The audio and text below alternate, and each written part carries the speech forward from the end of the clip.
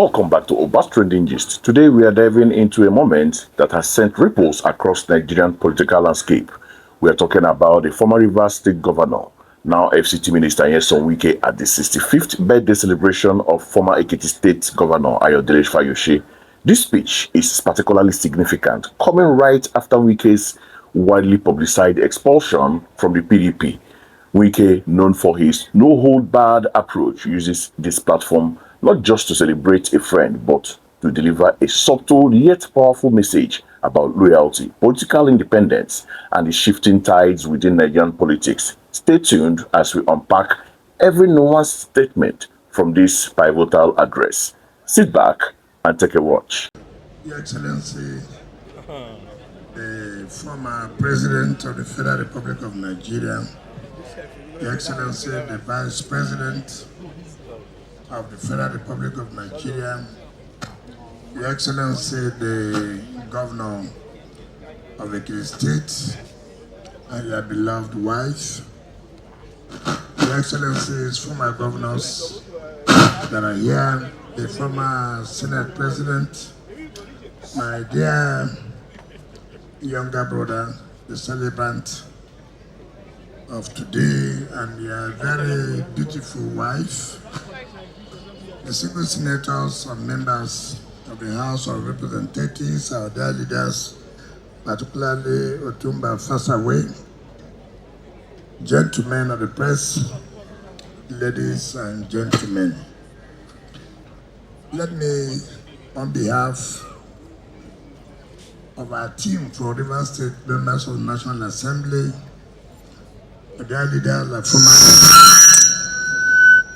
former Deputy Speaker, House of Reps, and other people who are here who came with me to felicitate with my dear brother, his wife, and their family for God's grace to attain the age of 65.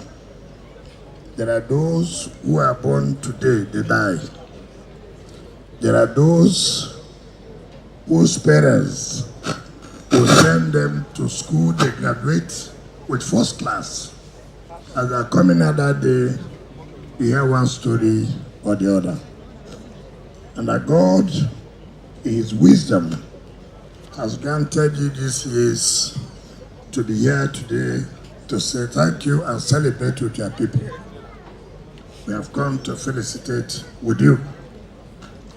I've known Ayodele Fayose for some time. When he was running for governor of Ekiti State, I was chairman of the local government then. He used to tell me that when they come to Rivers State, he comes as a governor, while those of us who are chairmen will come and receive him. I said, yes, that was then. But now, you remember that I'm the Minister of the Federal Capital Territory. But one thing anybody will always say, I've had rough times with him. I've had good times with him. But one thing you can take home is that he's a man you can depend on. He's a man you can go home with and sleep with your two eyes closed. It's difficult in this country. Most people don't like those who are straightforward. Most people don't love people who will tell you this is black and this is white. I remember sometimes we had a problem. There was supposed to be an election of the national zonal chairman of Southwest. He was on one side. I was on one side. In fact, that time I was working with Sheyi Makinde, and he was supporting Ayodele Fayose. So, on national television, In fact, to be precise, channels. He said, he won't call name. I know it's my friend who is doing all these things against him. Then after the interview, I called him. I said, oh boy, I heard you, I will reply. He said, no, don't reply. We have made up. He doesn't carry anything in his mind. Whatever he does not like, Ayo will say it.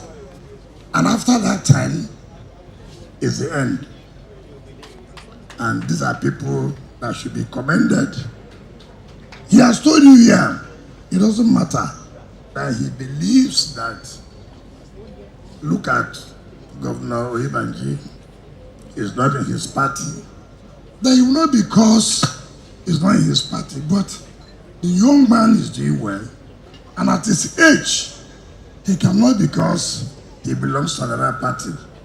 And then he will not say that the man is not doing well. That is leadership. He has never told me anything, and he will not do it. It doesn't matter who is involved. And let me commend your wife. You know, people say, monkey they jump, monkey they jump. Now we are tree near tree. Ayo is great. Ayo is good. There's a pillar. How did I know about the wife? There's a sometimes problem. She was one who called me. She said, you know that this is your brother. She's very good in prayer, unlike him. Unlike Fayose. I don't even know whether he prays. I don't even know. But very good in prayer, upholding the husband in prayer. Forget, as the CIO, come out. The day he was going to EFCC, in the night, I was with him, he came to see me. He said, look, we'll go to EFCC tomorrow. I said, okay, stay in the guest house here. I will take you to EFCC. Nothing will happen. But when I came back, I said, we are going to EFCC tomorrow. What are you doing? He said, oh boy, I don't know where I will go. I will come back, I know I will come back. This one one day I make I enjoy my life today. So I took him to EFCC the next day. Like I said, he's a good friend. He will stand with you when you're in problem. He's not a friend today. He forgets what you have done yesterday. He's not a friend tomorrow. He will say a different thing. No, he's not that kind of person. He will come to you, my brother, this is what you are doing. You know you're my friend, but me, I'm not in support of this one. He will tell you. Unlike today, what we see, somebody will say you're a great friend last night. Tomorrow morning, you're no longer a great friend. Ayo, God will continue to give you long life. I pray you will surpass my age. I pray to surpass my age. That's my prayer. That's the prayer of a senior brother to a younger person.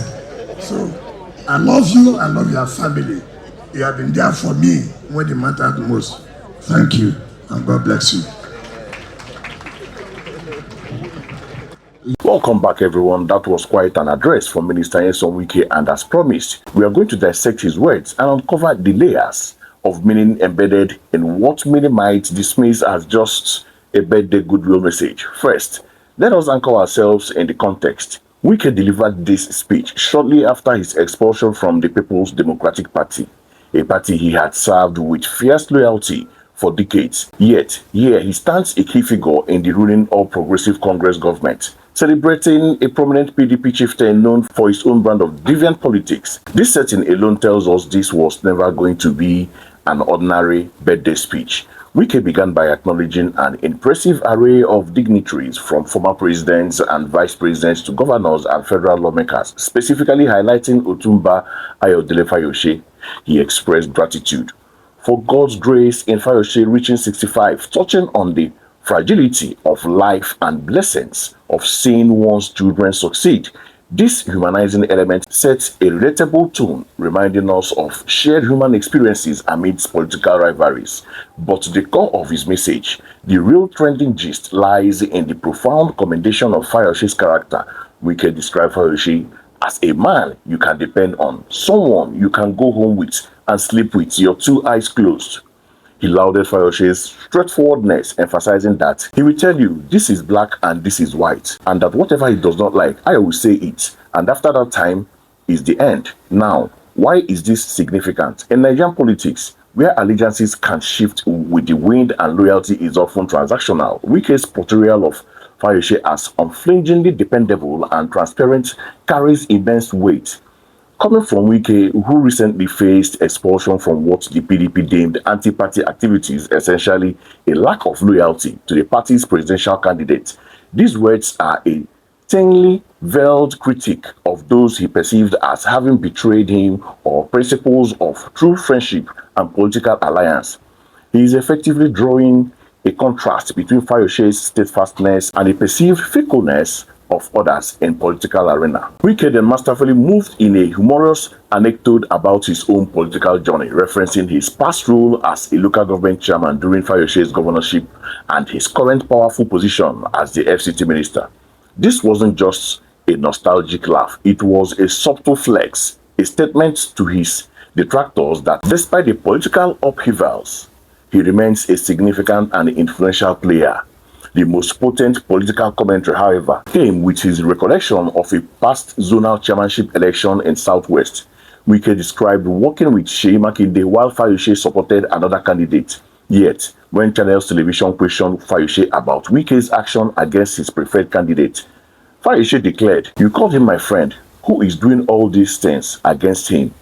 This vivid example underscored Fayose's loyalty even in opposition.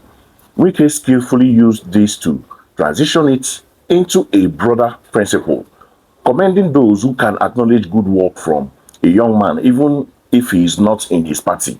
He called this leadership.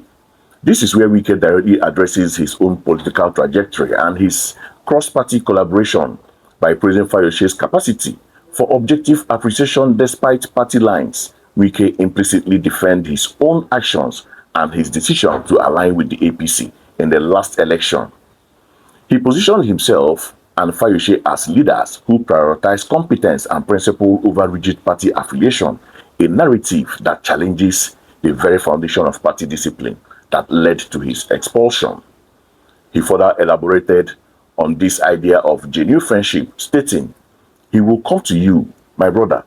These things you are doing, you know you are my friend, but me, I am not a supporter of this." This emphasis on direct, honest communication, even when disagreeing, is central to Wike's political brand. It suggests he values candidness and genuine alliance that transcend party dictates, portraying himself as a man who stands by his conviction and expects the same from his friends. This is in stark contrast to the political opportunism he often criticizes.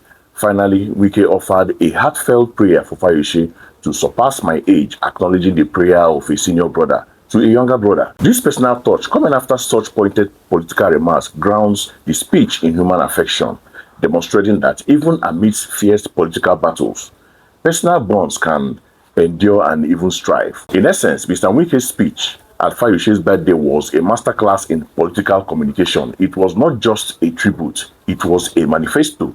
It was a defense of his actions, a subtle rebuke of his former party, and a clear articulation of the values, loyalty, honesty, and principled leadership that he believes should govern political relationship, regardless of party lines. He solidified his image as a man who, despite facing political consequences, remained unbowed, fiercely independent, and strategically articulate. What do you make of Mr. Wike's speech? Do you agree with his assessment of loyalty and leadership in politics? Let us know in the comments below. Don't forget to like this video, share it with your friends, and hit that subscribe button for more trending gist and insightful analysis. Until next time, stay informed, stay engaged, and keep the conversation going.